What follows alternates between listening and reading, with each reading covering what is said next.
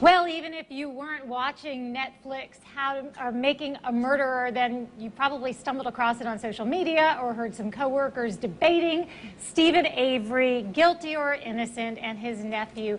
Elizabeth and I and everybody in the River City Live office have certainly done a lot of talking about it, so we thought this would be a very good time to lawyer up.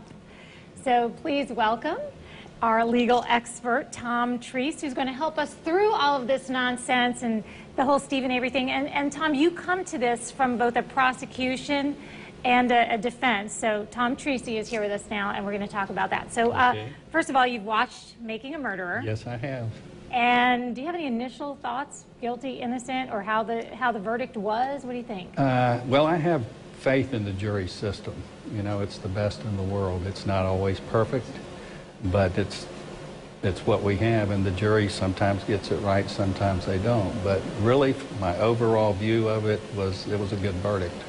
Really? And that's based on just what we saw on that? Because we know that it was really kind of geared towards showing the defense. It was, I think, to some extent slanted to make the police look bad, because that seems to be popular nowadays. Mm-hmm. And when I found out there was some testimony that was left out, some evidence that was not included in the video.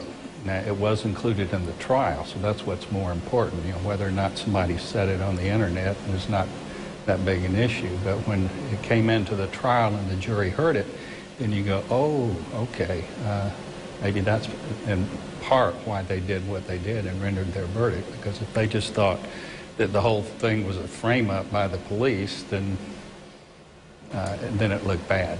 Do you think the defense did a good job, though? I mean, they didn't win, but... I think the defense lawyers were excellent. You know, they did what they had to do, you know, based on what they had to work with. It was some pretty damning evidence.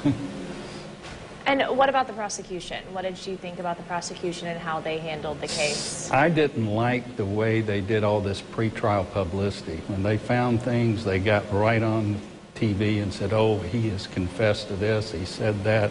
That's kind of a no-no because it taints a potential jury when they follow the case and you hear about a confession. Well, quite often in Florida, that's reason to move it out of town to get a change of venue, because it taints a lot of people, and that confession may or may not be valid.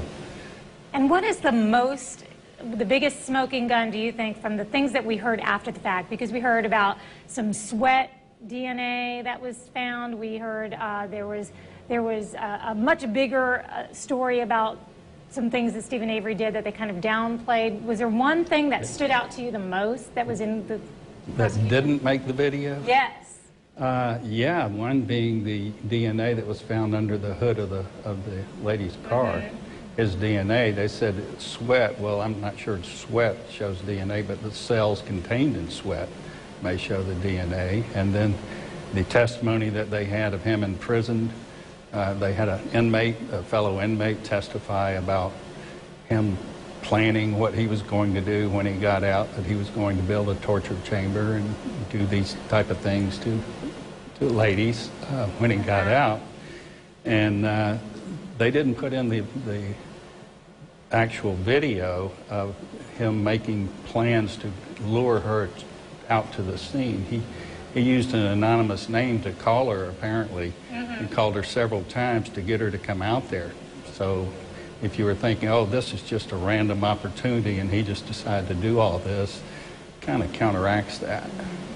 So it seems like it would be unfair to say that the jury got it wrong when we don't even know all of the facts that they had in front of them. Absolutely. Absolutely. If anything, if you haven't seen this on Netflix, it's definitely worth a watch if you have Netflix. It'll get you through a cold day. So anyway, but we want to tell everybody too how to get in touch with you, Tom, and your wife, Deborah Treece.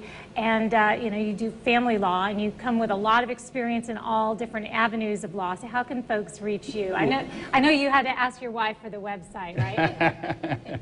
Yeah, we're over in the Bay Meadows area. Our phone number is 737-1771. Great. And we're going to pop up on the screen also how people can reach you as well. And we hope you'll come back because, you know, we always have those questions. And also, by the way, if anybody watching has an idea on making a murderer, or you want to ask a question about law, you can always hit us up on Facebook. We really want to know what you think, and we're always available here too. And you will come back then and see us? Be happy to. Very good, because we're gonna probably bombard you with more questions as soon as the commercials hit. So we're gonna do that right now, and we'll come on back. More River City Live coming up.